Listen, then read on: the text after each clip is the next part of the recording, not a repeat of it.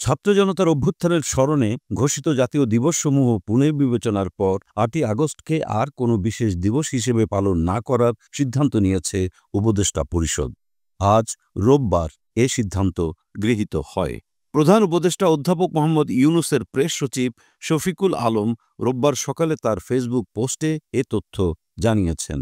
পোস্টে বলা হয়, ১৬ই জুলাইকে জুলাই শহীদ দিবস এবং ৫ আগস্টকে জুলাই গণ অভ্যুত্থান দিবস হিসেবে যথারীতি পালন করা হবে।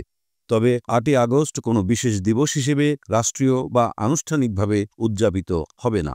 এর আগে গত ২৫শে জুন মন্ত্রিপরিষদ বিভাগ থেকে এক পরিপত্রে জানানো হয়, শেখ হাসিনার নেতৃত্বাধীন আওয়ামী লীগ সরকারের পতনের দিন ৫ই আগস্টকে জুলাই গণ অভ্যুত্থান দিবস এবং অন্তর্বর্তী সরকারের যাত্রার শুরুর দিন ৮ই আগস্টকে নতুন বাংলাদেশ দিবস হিসেবে ঘোষণা করা হয়েছে।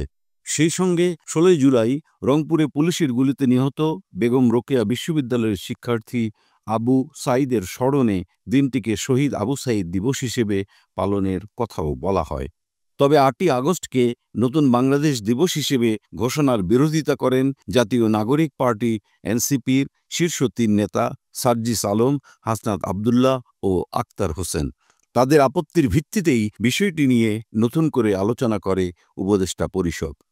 পরিষদের সর্বসম্মত সিদ্ধান্ত অনুযায়ী ইতিহাসে তাৎপর্যপূর্ণ হলেও অন্তর্বর্তী সরকারের গঠনের দিন ৮ই আগস্ট কোনো আনুষ্ঠানিকতা বা দিবস হিসেবে উদযাপিত হবে না।